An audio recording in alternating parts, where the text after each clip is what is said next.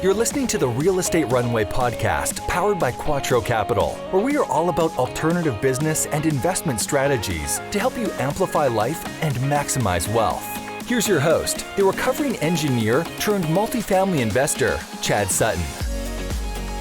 All right, everyone. Today we have Mr. Rod Khleif on the episode. You're going to love this episode. We're going to talk about how he lost $50 million in the prior crash, how he had the mindset to rebuild from it, and what he's seeing today and what you should be seeing as you prepare to take advantage of the opportunities in front of us. So get ready for an action-packed episode. Before we do, folks, pay it forward. All right. The only way you can make sure to share what you've learned on this episode is to forward it to someone else, leave a comment, leave a review.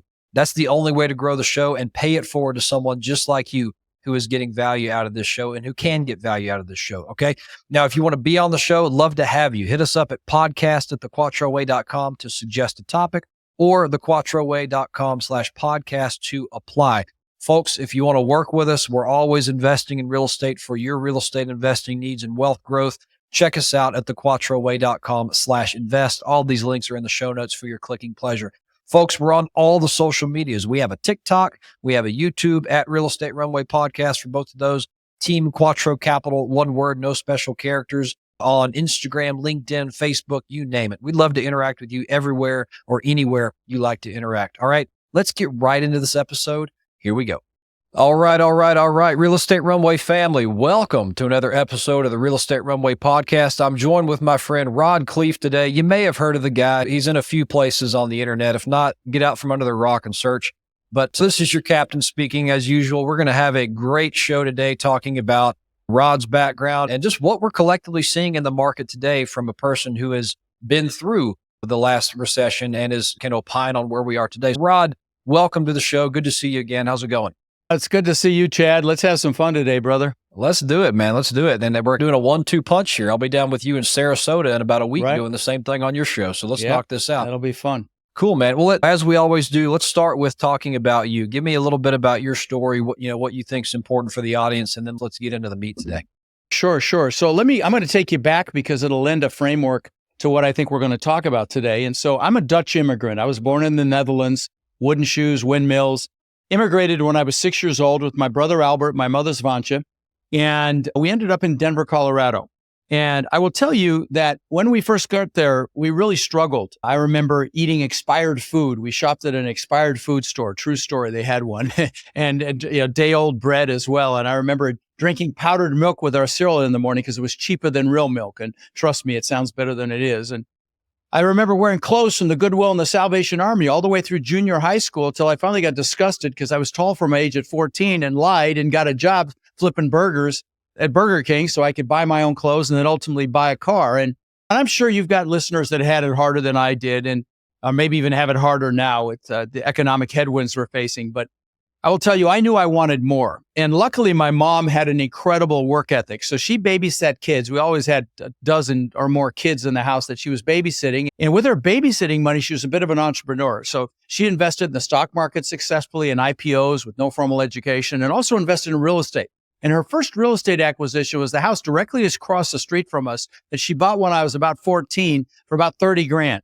And then when I was 17, she told me she'd made $20,000 in her sleep that had gone up in value 20 grand. And I'm like, what? You made 20,000? You didn't do anything? Now, this is when 20,000 was a lot of money. And I'm like, screw college, Mom. I'm getting into real estate. So I went out and got my real estate license. I was actually a broker. I could actually have my own office. That you could do that back then with education. Right when I turned 18, I was a broker. And now they got smart. You need some experience to be a broker.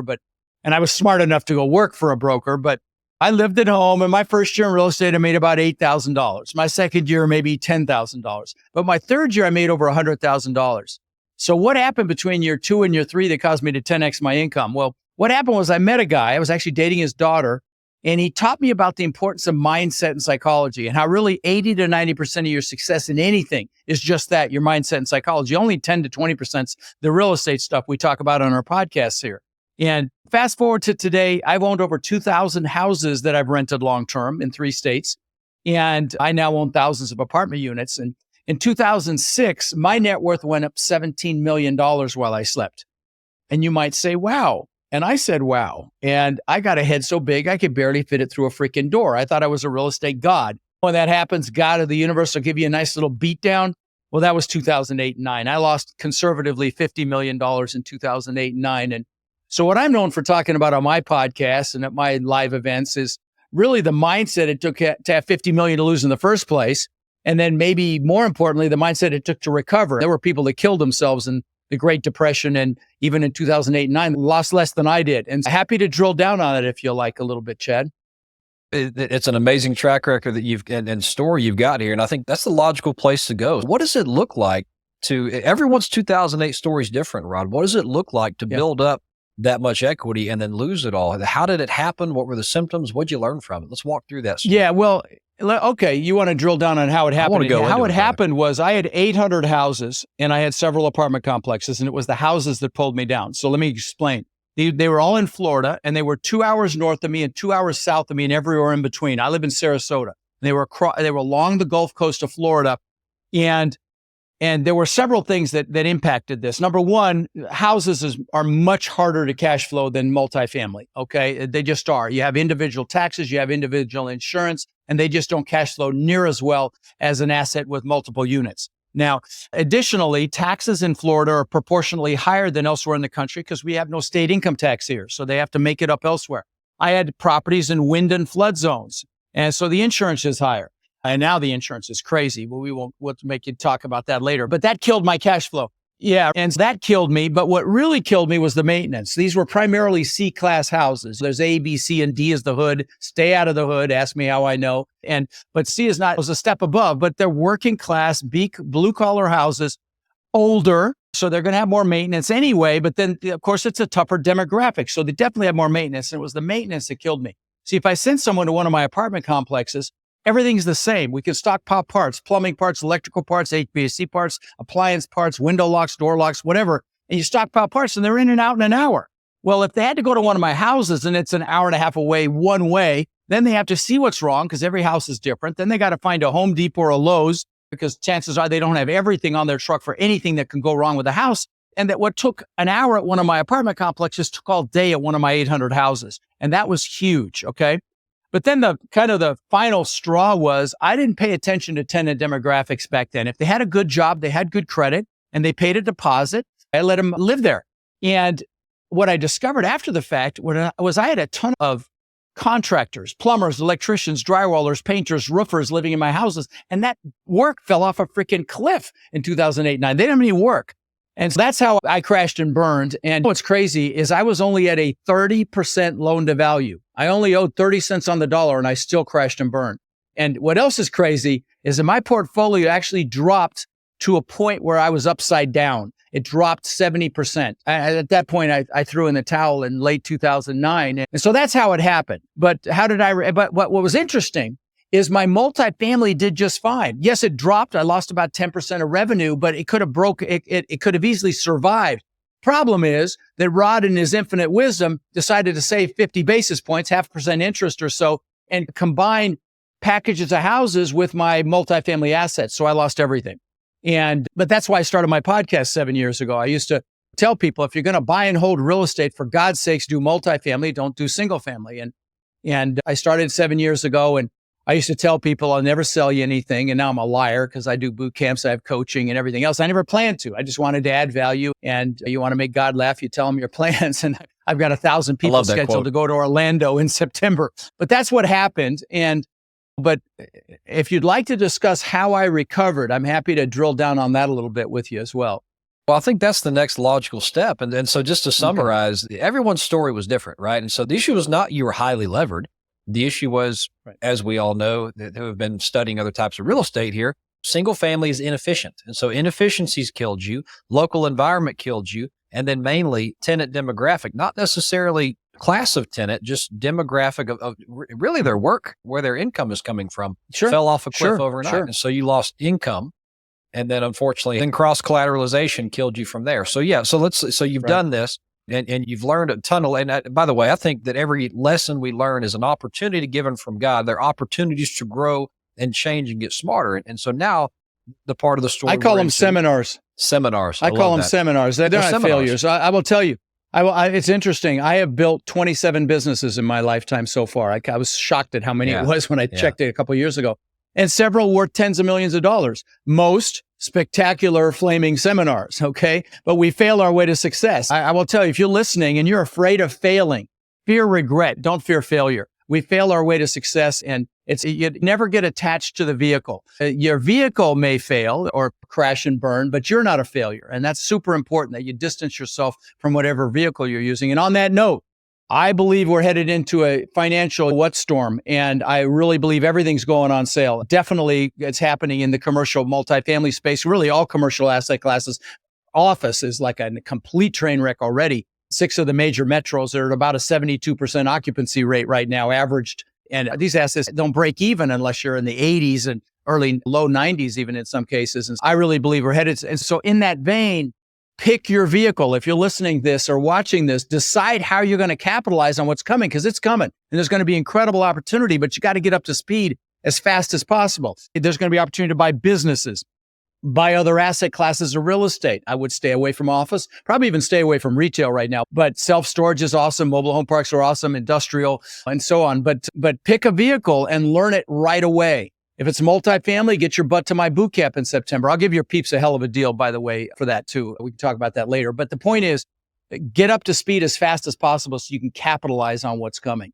Folks, and the wisdom here is paramount, because there's 2 things you got to remember. If you have courage and capital when no one else does, you're going to make a fortune, right? That's one of the most important things. But the other is, you know what luck is? It's when preparation meets opportunity. Opportunity's knocking at the door. If you're not prepared, if you haven't been to Rod's stuff, if you don't know what your vehicle is and you're not ready to capitalize, you're going to miss it.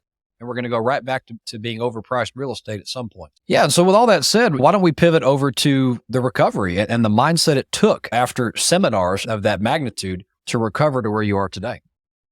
Yeah, it was a big seminar. 50 million is a big seminar. I haven't met anybody that lost that much yet. If you find somebody, please send them my way so I can feel better about what happened to me. But listen, here's the thing. There are several things that I did to recover. And why that's relevant right now, because these same things are relevant as we go into this tough time. Okay. You said when courage meets opportunity, the opportunity is coming, and it's going to be very easy to get caught up in fear and not have courage, especially if you're watching the news and all the crap they put out there. And most of it's crap. You don't even know what to believe anymore. Never forget this. The news organizations are not public service organizations. They are for-profit organizations. They are censored, they are slanted, and they are there to try to scare you. I remember back in 2009, they were saying real estate would be terrible for 10 years. And multifamily rents exceeded pre-crash levels within 3 years, okay? Less than 3 years even. And it's very important as a leader. If you're listening or watching this, you're a leader. And trust me, in what's coming, the world's going to need more leaders.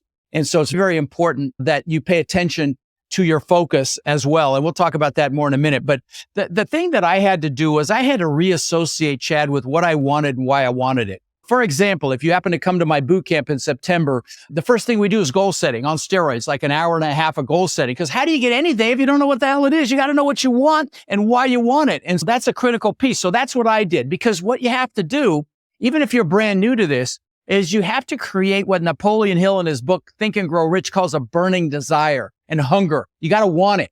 Okay. And that's how you push through fear. That's how you push through any limiting beliefs that you may have. That's how you get a little uncomfortable. We know the comfort zone's a nice warm place, and we also know nothing freaking grows there, right? And so it starts with goals. So goals are super important.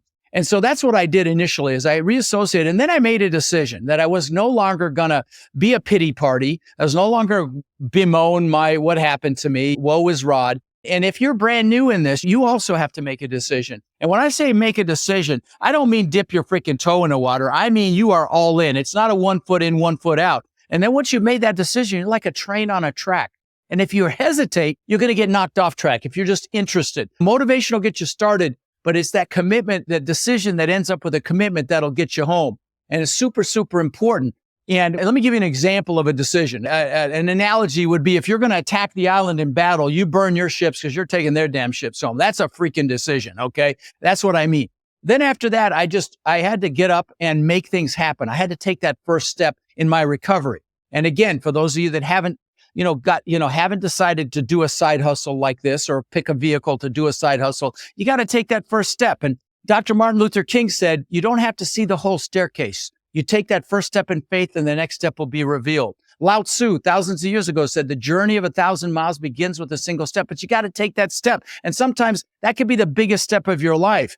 And I know that, like me, you have probably a lot of analytical listeners and followers. And listen, I love you, and you know who you are, and you know how you are, that you have to check off every single freaking box before you make a move. I'm going to tell you, don't do that, okay? Sometimes you just have to operate with faith and recognize that a great analogy for this would be you can drive all the way across the United States at night with your headlight only seeing 60, 70 feet in front of you. You'll make it. You may have obstacles, but you know other people have done it before you. And if this is you and you're analytical, remember that, and remember that you take that first step, the next step will be revealed. And remember this, if you're afraid of failure, and I know a lot of people are, myself included, but fear, regret much more, okay? There's this nurse in Australia named Bronnie Ware. So she was a hospice nurse. So she took care of patients when they were about to die. And she asked him a question, Chad. And the question was, do you have any regrets? And she even wrote a book about it, something like The 5 Regrets of Dying. You know what the number one regret was? It was not living the life I could have lived, living someone else's life, not doing what I know I'm capable of. I can't think of anything worse than that. So again, don't get caught up in fear and expecting. In fact, let's talk about fear for a second. So what is fear? False evidence appearing real, or F everything and run? You know, I like to think it's face everything and rise. And again, in what's coming, fear is going to be prevalent, especially if you're locked into the news, and don't get me started on the politics. And so it's super important that you remember that the most successful people on the planet have fear. They just push through in spite of it, okay? And the ones that aren't successful are the ones that let it stop them. The other thing is limiting beliefs. And let me share something with you. I'll show you. I've actually got the prop right here. So I'll share some limiting beliefs that I had. Give me 1 second. So when I immigrated this country, I got thrown into school. I found out what bullies were for the first time. So I got my butt kicked occasionally. And then my mom, proud Dutch woman that she is, thought it'd be a great idea to send me to school in these wooden shoes. These are the actual freaking shoes. We found them in my old house. And these leather shorts the Germans wear for Oktoberfest. So I got my ass kicked again. And then my mom, there were bullies that lived on the end of our street, and she chased them off with a fly swatter. So the next day I got my butt kicked, and I came up with this belief system that I wasn't good enough. I used to ask myself, how can I show them I'm good enough? And a lot of people have these negative belief systems. Here's what you need to remember. There's a reason the acronym for belief systems is BS, because 99% of them are BS, but we believe they're real. I'm not good enough. I'm not strong enough. I'm not young enough, old enough. I don't have enough money, enough time. They have no basis in fact. So what you got to do, if you're consciously aware of one of these belief systems, is drag it out into the daylight. Look at it with your adult rational mind. Recognize that it's BS and it'll go away. I used to be afraid to raise my hand in class, and now I speak in front of literally thousands of people a year in flip-flops and very often in shorts, and it doesn't matter anymore. So I got 2 more topics, if you'll humor me here, Chad. I know I've been rambling for a bit here. Can I? Let's keep going, Rod. Let's keep going. All right. So the next thing is focus. The most successful people on the planet have the highest degree of focus, okay? Where focus goes, energy flows. Now, here's the thing, though. Whatever you focus on gets larger, both positive or negative, okay? And that's why staying away from the freaking news and not getting sucked into them is super important. I get people that say, I need to get out of student loan debt. And I say, wrong statement. You need to make so much freaking money that debt's irrelevant. They asked Mother Teresa if she was anti-war. She said, no, I'm pro-peace, okay? That's what I'm talking about here. And I don't know about you, but I'll be sitting watching Netflix and I'll be scrolling through freaking social media, which kills your focus, okay? And I get excited. My podcast has had, or about a little over 17 million downloads. And I listen to 2 podcasts. And the reason I bring these, that brought up mine, is both of these get that a week, okay? One of them is Tim Ferriss and the other one is Joe Rogan, okay? I try to stay on both sides of the aisle. I try to get some balance, okay? And I'm definitely on one side, I can tell you, but I try to get some balance. On Tim Ferriss's show, he interviews the best of the best in the world, like the best actors, Jamie Foxx, Ed Norton, Hugh Jackman, Arnold, billionaires like Ray Dalio, CEOs of the biggest companies in the world, Zuckerberg, NFL athletes, Michael Phelps, the best of the best. And he deconstructs their success. And I started to hear a pattern, Chad. They almost all meditate. What does meditation enhance? Focus, right? So focus is huge. And then there's the next thing is playing to your strengths. If you're going to do this multifamily business, for example, there are a lot of different hats you can wear. It's a team sport, but you should be playing to your strengths. If you're analytical, do the underwriting, find the deals. If you're the mouthpiece like Chad and I, go out there and build relationships and do investor relations, brokers, so on and so forth. Play to your strengths. Don't try to maximize your weaknesses because your strengths are your greatest assets. You're going to get success. What you do is you align, you hire, or you partner for your weaknesses. But when you love what you do, success is inevitable. Some of the best partnerships that I've interviewed on my show have been an analytical person with an outgoing person. Those are matches made in heaven for finding deals and doing multifamily. And super important. And if you're playing to your strengths, you never work another day in your life and you love what you do and you're going to be passionate about it. And that's the next piece. To influence anybody, you need passion. Okay. And when you love what you do, you're passionate. So it comes effortlessly. And so the last thing I want to talk about is peer group. You show me your 3 best friends, I'll show you who you are in every aspect of your life, your health, your happiness, and definitely your finances. And a lot of people default to peers that they went to school with or that they work with. And I remember when I was losing everything in 2008, 9, I was actually in Tony Robbins' Platinum Partnership, which is about 130 grand back then. It's more than that now. And I was around people that were killing it in that crash. They were thriving. And they're like, get up, you puss, 50 million, schmillion, go make it happen. That's who you want to be around when the stuff hits the fan, right? So be very careful. Again, you're a leader if you're watching this. Make sure you're in an empowering group that supports you. I've got coaching students. They're called my warriors.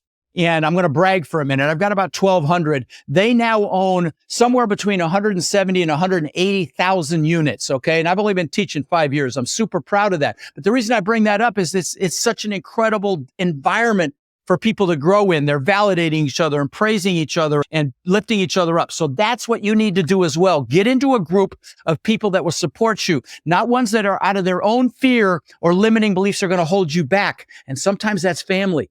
So be very careful who you allow to influence you. If it's love your family, but proactively choose your peers. That's super, super important. Folks, what I hope you just heard here was Rod really getting on a hell of a soapbox about mindset making all the difference. And if you don't like your circumstances, change them. You are the sum, I'd go even further. You're the sum average of the 5 people you spend the most time with, whether you like it or not. And I love the way you said that. Your fitness, your faith, all the things, finances, it's all an average of who you're around. And so get in the right group.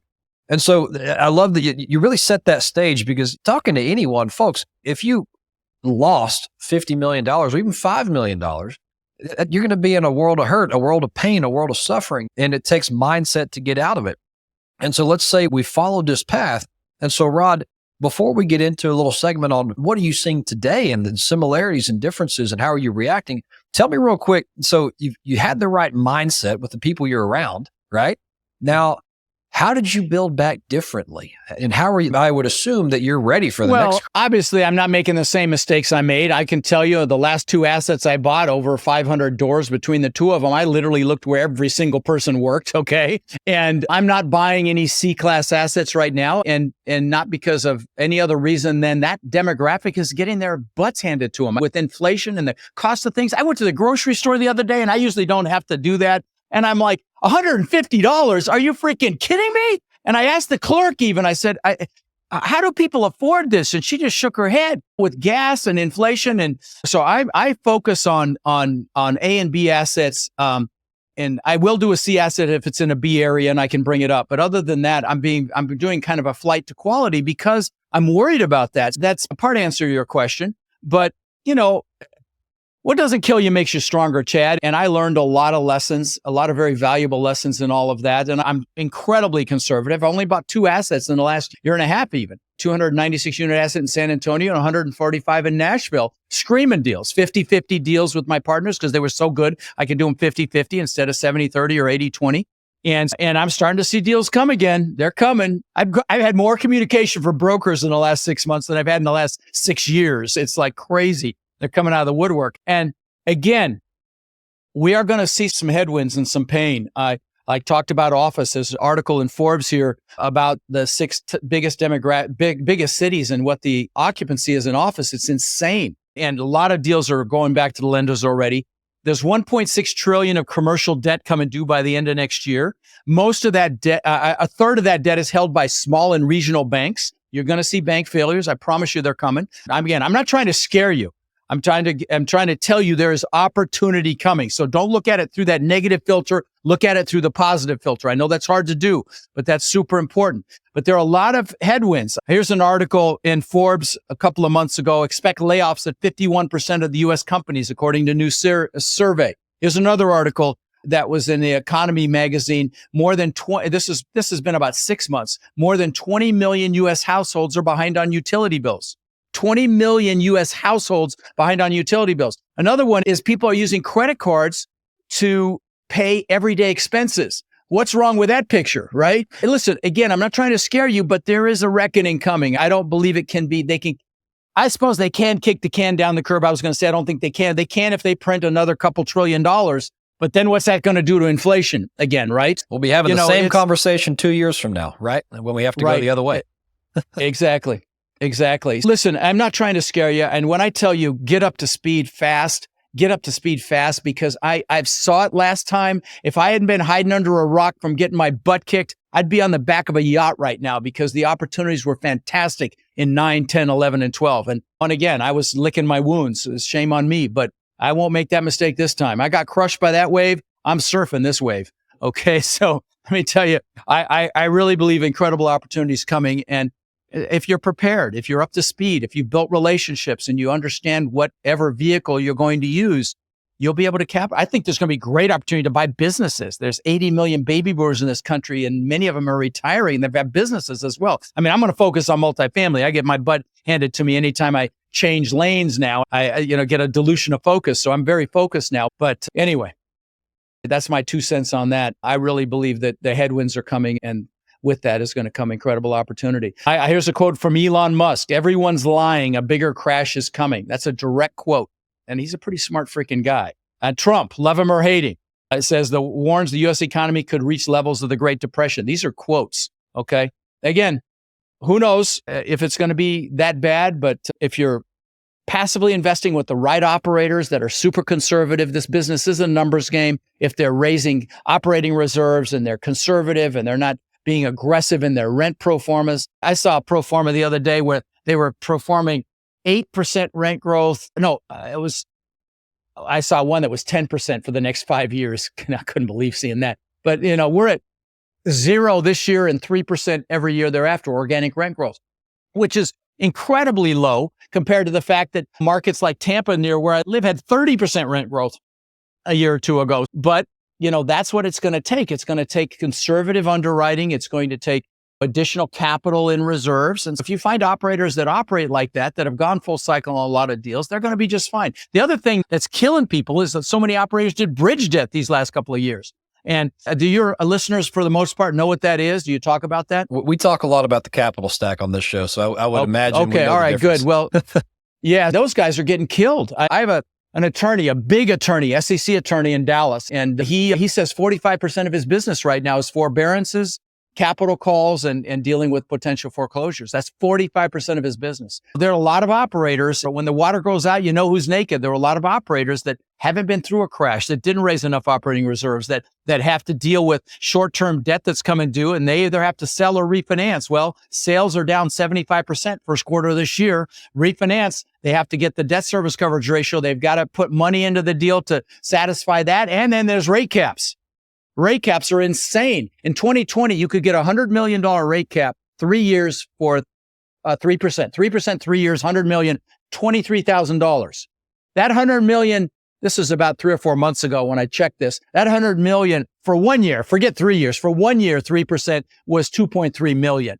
These operators have to raise enough to get the debt service where it needs to be and the rate cap. And so, again, opportunity. Don't be afraid of this. Just there's going to be opportunity. I think exponential opportunity. So, yeah. And I guess for those out there listening who may be in some of those situations, what do you have to say to them, Rod? How do you see people? Be proactive. Yeah, be proactive. I came to the IMN conference where I met you to look for rescue capital if any of my students needed it. And I found about 4 or 5 people there that offered it. And of course, that is the last resort because they take a lot of your ownership, if not all your ownership. But if that means your investors are whole and you're whole and you don't have a ding on with Fannie or Freddie, or well, it wouldn't be Fannie or Freddie in that case, just a ding on your reputation, then it's worth it. But that's the main reason I went to IMN, candidly, Chad, was to look for that. And I found it. And I would just tell you, be proactive. Don't wait. Massive action to try to figure out every possible solution. If you DM me, by the way, let me say this. If you're interested, can I mention my boot camp real quick? Because there's a reason I want to bring it up. So if I've got a 3-day boot camp coming up in September. It's not a big sales pitch. I talk about my coaching for about 30 minutes. If you use the code CHAD, you can come for $197. Okay. It's twice that now. It'll be 3 times that by the time it gets closer, but $197, not a sales pitch, 3 days of training. Even if you're just going to invest passively, you should be there. Why would you give your hard-earned money to someone without having a basic understanding of what it is? So if you're interested, go to rodslinks.com and rods, plural, links, plural.com, and use the code CHAD in the bootcamp site. That's my link tree. My podcast is there. Ton of free resources, a ton of fantastic free books. I've got, I think, a best-in-class asset management book, best-in-class how to hire a third-party property management book, questions to ask before you get in a partnership, a due diligence checklist, all that. It's all free there. Okay. So Rod's Links, if you're driving, text the word links to 72345 and you can go there. Now, the reason I bring that up is if you are struggling and you need some rescue capital options, DM me. My social links are there, Facebook and Instagram. DM me. If you have a question as well, I answer every question. People are like, is this really you? And I send a picture like this. Yeah, it's me. But I answer every question. But if you need those resources, let me know and I'll get them to you. And I've got an incredible attorney that's helping a lot of people that I know, not students, thank God. I don't have very many students in trouble, 1 or 2. That's good. But I've got an incredible attorney and I'm happy to refer you to him as well. Just DM me and I'll help you. That's the main reason I wanted to bring that up. Yeah, y'all, so much value here. And folks, if you got that link on the road or you got the number, do that. Otherwise, just scroll down to your show notes. It'll all be right there for your clicking pleasure. No worries on that. Rod, we could talk all day, brother, but I know you have a busy schedule right after this, another interview coming up. So let's get to a couple of questions just to get to know you on a more personal level. And then I'll see you next week in Sarasota. How's that sound? Okay. Sounds good, brother. All right, man. So first question, we have 4 of these we like to ask. What is your superpower? It could be life or business. And how does it serve you well? Communication for sure. Yeah. I'm an avid reader. I literally have thousands of books downstairs in this building. You'll see when you come over. And that is anybody that reads a lot has an extensive vocabulary. And so it's definitely communication. Yeah, I love that. Now, we may have talked through some of this, but let's flip the coin over. What's your biggest failure, life or business, and what'd you learn from it? Well, I think 50 million is pretty big step in the right direction. My first marriage didn't make it, and it was all about selection. It took me 12 years to realize it. I'll take as much blame. I'll definitely take my share of the blame and the fact that it didn't work. But if it had worked, I wouldn't have the most beautiful woman on the planet as my wife now. And she is freaking supermodel beautiful. You go follow me on Rod's Links, go to one of my social, you'll see I'm not lying. And she's more beautiful on the inside than the outside. In fact, that's how I rationalize what happened to me, because I never would have met her if it hadn't happened. Life is about meaning, and you decide what meaning you place on something. So the meaning I place on losing 50 million is I got to have Tiffy, and I'd give it all up again for her. Yeah, that's incredible, Rod. Here at Quattro, one of our 4 pillars is philanthropy. You're a self-proclaimed philanthropist as well. I love giving guests opportunities to share that philanthropic heart, and we've actually had some. All right, let me talk about that. So let's go. Yeah, let me talk about that. So I'll give it's a little story, but it'll add value for sure. When I moved to Denver, I always knew I always wanted to live on the beach. Okay, there's no beach in Denver; it's the middle of the country. So I would visualize the sand and the palm trees and the surf and of course bikinis. I'm a guy. But 20 years later, I built this incredible $8 million, 10,000 square foot mansion on the beach. Okay. I owned the beach on one side and had my boats on the backside. It was called a Gulf to Bay. It was like a slice through an island, which was unthinkable when I was 18. So again, by the way, I forgot to mention this. If you go to Rod's Links and you don't want to come to my boot camp, I do a goal setting workshop every New Year's Day, and it's down there on that link tree. It's my workshop. It takes about an hour. There's a guide you can download. People spend more time planning a freaking birthday party than they do designing their lives. That's designing your life. So if for nothing else, go there and do your goals. Have your spouse do your goals. Kids are over 10 years old. Have them do it. Okay. It's with music. It's here in my studio. I'm really proud of them. So again, Rod's Links at the bottom is the goal setting. But anyway, so I got this amazing goal. And just to describe this house, it had a waterfall from the second floor balcony into the pool. You had to walk through the waterfall to get to the pool. Pool was in magazines. Big spiral staircase up through the middle of the house. I had the elevator and the wine cellar. And on the second floor, I had aquariums built around the pool that cost me almost $200,000. So this gives you an idea of the house. So 2 months after I moved in, 20 years I worked for this thing. 2 months after I moved in, I'm floating in the pool at night and I'm looking up at this testament to my ego, which is really what it was, to prove the world I was good enough. And I got depressed. And I don't mean a little depressed. I got really depressed. I'm like, what the hell? I've just achieved success like times 10,000. I had the Maserati and 2 Mercedes and the boats and the jet skis and all the stupid crap I thought was important. And when I look back on it, there were several things happening, Chad. Number one is you should never achieve a big goal without having other goals lined up behind it. Like the good book says, without a vision, the people perish. You need a vision for the future. So that was number one. Number two is it's never about the goals. You need the goals to create that burning desire so that you get your ass up and go make it happen. So you grind a few years like most people won't. So you can live the rest of your life like most people can't. But it's never about the goals. It's about who you become on your path to the goals. But the big thing was I was totally focused on Rod. Show the world I'm good enough. Show the world I matter. And that's the year I went and saw Tony Robbins for the first time. This is 23 years ago. And I saw that he fed families for the holidays. And I'm like, what a concept. Do something for someone else. I'm embarrassed to say I had to be 40 to get that memo. So I called my brother who lived in Denver. I said, bro, let's feed 5 families because I was going to go visit him for Thanksgiving. He called his church, found 5 families that really needed help. And we bought turkeys and toys and food. And the third family changed my life. There's this woman with 5 kids and she was in a 1-bedroom. And she comes out, she's a Hispanic woman. She starts crying when she sees all this stuff on the porch. Her kids come out. 2 of the older ones start crying. I start crying and I'm hooked. And I'm blessed to say in the last 23 years, we've fed somewhere between 130 and 140,000 children here in Sarasota and Bradenton, Florida. We've done tens of thousands of backpacks filled with school supplies, local kids. In fact, August 4th, we're doing 1,800 backpacks again. We've done tens of thousands of teddy bears to local police departments for officers to keep in their vehicles if they encounter a child that's been traumatized. Now, this is not me bragging. There's a big message here. We've been taught that we have to achieve to be happy. That's a U.S. thing where you can't be happy until you've achieved. But I'm going to tell you, if you give back in any fashion, you're happily achieving. And I know it's a play on words, but Tony Robbins calls it the science of achievement versus the art of fulfillment. Achievement's a science. You want to learn multifamily, get your butt to my boot camp. I'll give you the map and the blueprint. You just have to go do it, okay? But fulfillment is an art. You got to figure out what juices you. For me, it's kids. Maybe for you, it's animals or the environment or the elderly, and give back right now. Now, you might be saying, yeah, well, you had money to give back. No. You want more money? Give back. That's how the world works. You want to be wealthier, more successful, faster? Give back right now. So there's my philanthropic talk. I'd say that's probably the biggest answer I've ever gotten to that question, Rod. And you're totally right, man. If you don't give generously with what you have now, you won't do it when you have a ton. So just keep that in mind, folks. Rod, incredible episode. I'm going to keep us on time here. Thank you for your time. And you're welcome on the show anytime. Folks, check the links in the show notes. They'll be right there for your clicking pleasure. I'll see you in Sarasota next week, brother. Thanks, brother. Well, folks, I hope you got as much as I did out of that episode. Rod is a fantastic individual to listen to. Good stuff. We learned a lot about the mindset that it takes to be successful in business, how to surround yourself with the right people, and look, how to get out of the woe is me attitude when things don't go your way. Surrounding yourself with the right audience, the right people who are going to be there for you, but also push you when times are tough rather than tell you to fold and go back to work. All right. So great episode today.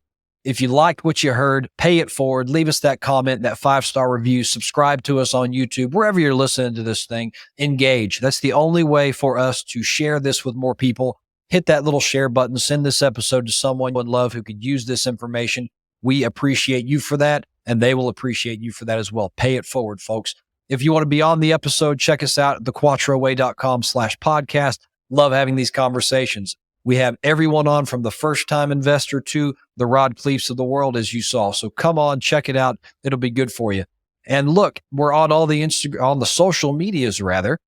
Team Quattro Capital, one word, no special characters, at Real Estate Runway Podcast on TikTok and Instagram. If you'd like to be on there as well, we'll love to engage with you wherever you want to engage. And folks, if you want to look at working with us, you can reach out at thequattroway.com/invest. We'd love to have a conversation with you and see if we can help you in any way. This has been another episode of the Real Estate Runway Podcast. Until next time, over and out, folks. We hope this episode was insightful and brought value to your day. If so, please be awesome and leave us a 5-star review. Find out how Team Quattro can help you at thequattroway.com. Until next time, this is the Real Estate Runway Podcast.